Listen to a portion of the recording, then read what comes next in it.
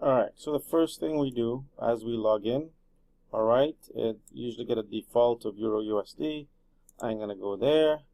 I'm gonna go Poland Japan's and 14.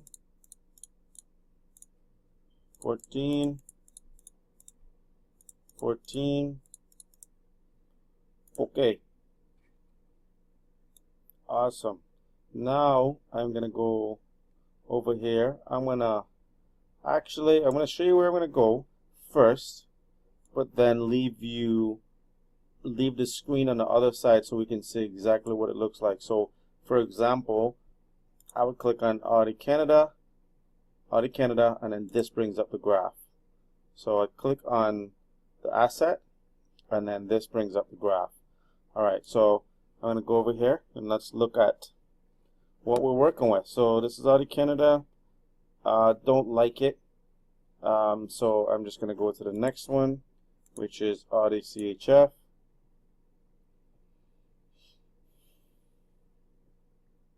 Alright, same thing, not great. Trending down, Audi JPY. Alright, doesn't interest me. Audi New Zealand.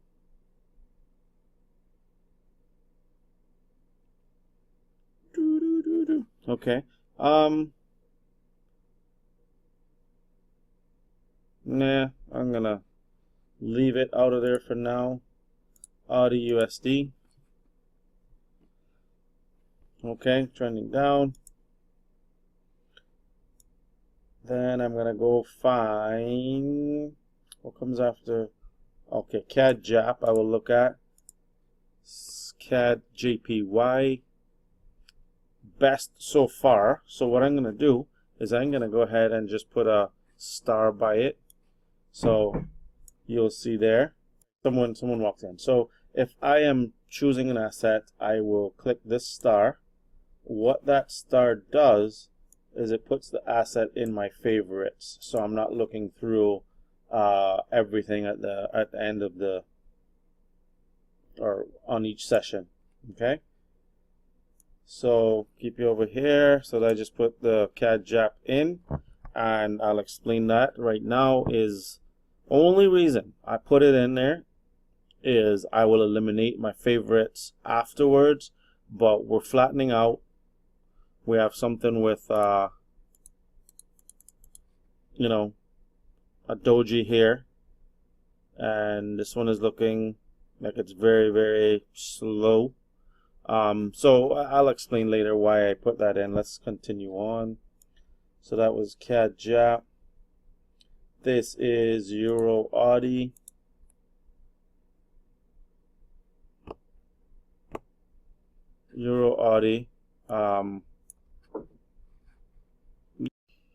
Okay, that was Euro Audi. This one is Euro CAD. And everybody knows what we're looking for: flat and open. Wide Bollinger. So this is wide, right? This is almost flat. This is something that I could fall in love with.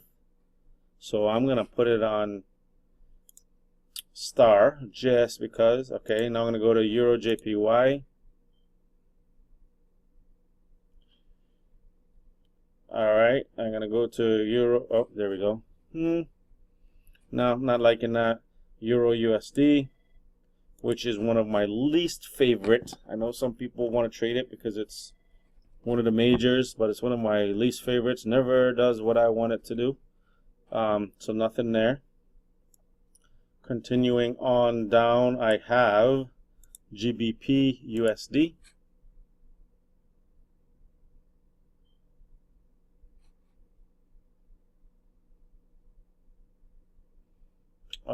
Nope.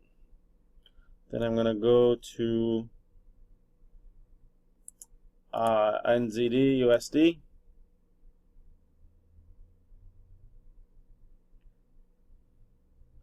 Yeah, I could play with that again. Messed me up this morning. Got a losing trade, I think, right there. Alright.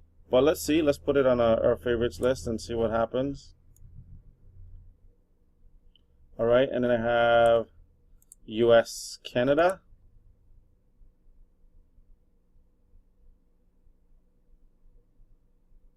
US Canada, nothing. US CHF.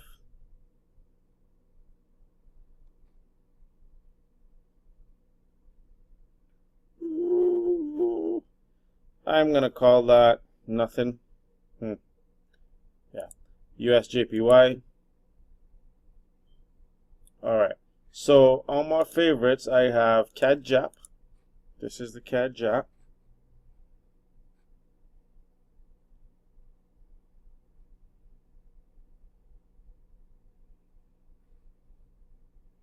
Come on.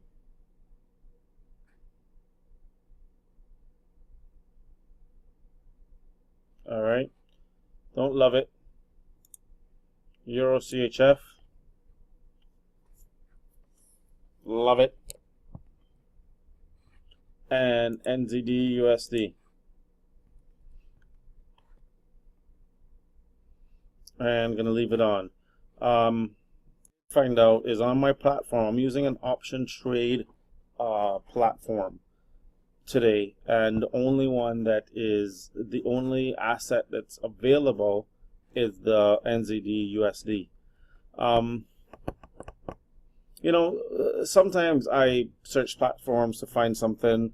If I absolutely, what happens sometimes is that a platform will take an asset off if they see you know, something that can be you can lose a lot of money too, right?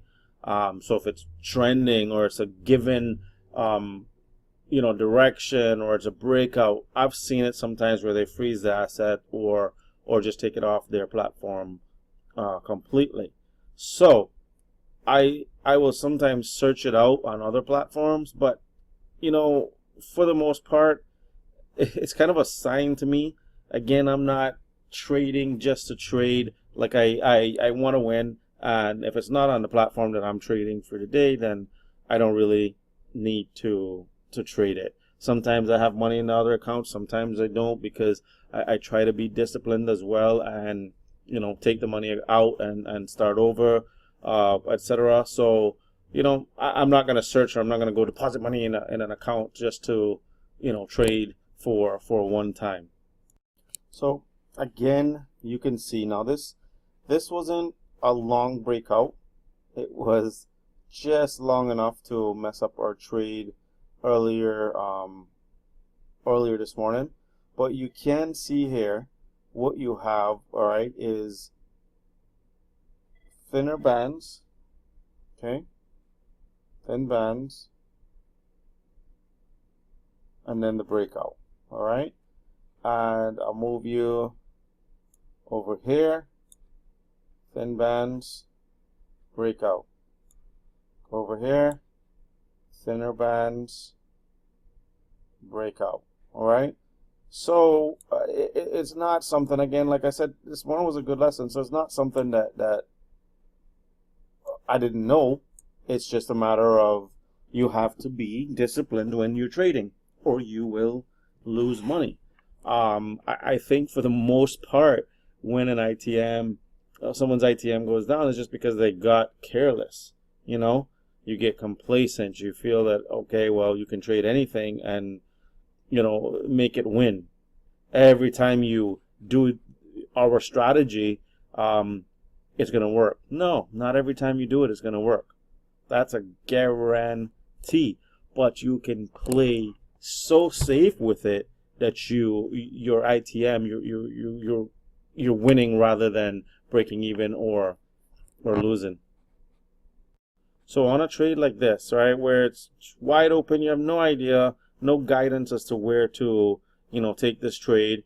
I might look for something the size of this previous candle before thinking about taking a trade, or I might go over to the 30-minute chart. Let's look at the 30-minute chart.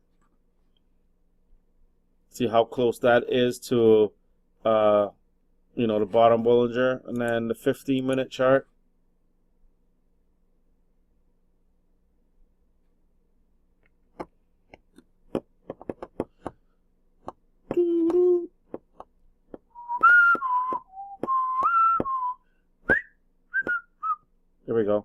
And this might be some guidance for us. If this 15-minute chart hits the bottom Bollinger Band, that might be something to take a call trade on. Then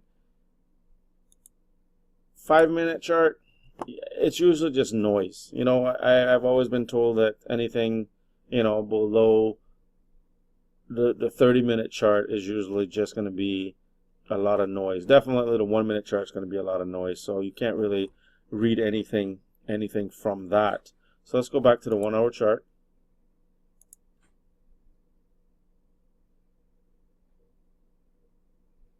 And we wait. I'm just going to wait now until it gets to around 40 and see what happens, if it makes any larger moves. If it doesn't, miss the trade. That's the name of the game. But I don't know if it's actually a trade that I love, and it gets scary since I lost it earlier. Confidence is shattered. Well, not really, but maybe a little bit of redemption on this trade. Took the trade at 174. So what time was that? 21:38. So I guess as it came back down. So it went up, and as it came back down, I took the trade. All right, and let's see if we get some redemption from our earlier trade this morning. I feel we will. I just, again, don't want to feel like I'm chasing trades, right? And this has 441. It's doing what it should be doing at this time of the day. The last trade would have given a middle Bollinger hit and very possible win. This one, if it goes up now and hits that middle one, I'll take another trade as well. All right, I would take a trade. I may not take a trade now that I've already have a trade in. But it's doing what it should be doing at 4 to 6 p.m. So looks good. Hate to say redemption, but that's what it is. I'm going to trade you because you beat me this morning. Even though I knew, right here, this candle, even though I knew what you should do, not disciplined enough to stay out of the trades. Was disciplined enough, however, not to continue chasing and take the third split. So we only lost 2 splits on it this morning. All right, so we took this trade right here. 6-1, yeah, approximately 21:38, and it was 174 compared to 178. So I must have got a good spike, and it is, well, you can see where it is. So it looks like we've had some redemption. There's about 1 minute and 15 seconds left in my video time, and about 7 minutes left in the trade. So I will come back at the end of the hour and show you how it finishes.